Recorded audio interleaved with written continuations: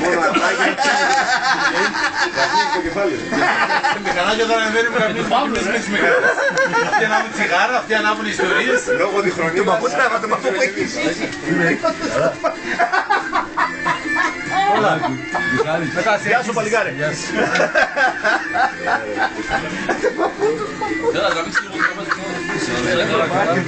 Power! Κοίτα χαρά που έχει γίνει πράσινο το καπέλο.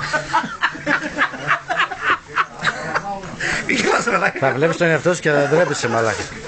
Όχι ρε πούτη. Για την τηλεόραση είμαστε. Άλλοι παιδιά σηκωθείτε φεύγουν. Να πάτε στο καλό. Γεια σου παππού.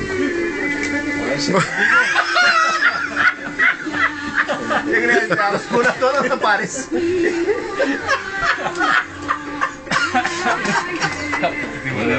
Αυτός είναι όλα τα λεφτά. Μαζί ήρθα τι λέει. Όχι χώρια εδώ, στη διασταύρωση Ο παππούς δεν παίζεται. Δεν γαμώ το παιδί. Ο παππούς δεν παίζεται.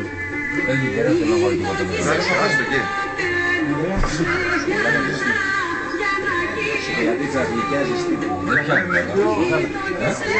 Καφέ μέτρο γάλα. Κοίτα, πού ήρθατε Γιάννη. Το λουτροχώρι, ξαναπες το. Ασφαλτάδες, δρόμους, ιστορίες, τσιγάρους. Ακριβώς, ήταν και φρέσκια η άσφαλτος.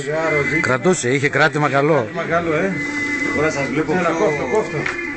πιο άγρυψη. Την προηγούμενη φορά στην Κουτσόκια ήταν για πικνίκι ήταν.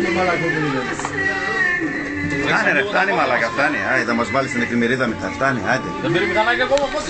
Πήρε γυάλιδα και νομίζω. Άντε. Ξύνεται σιγά.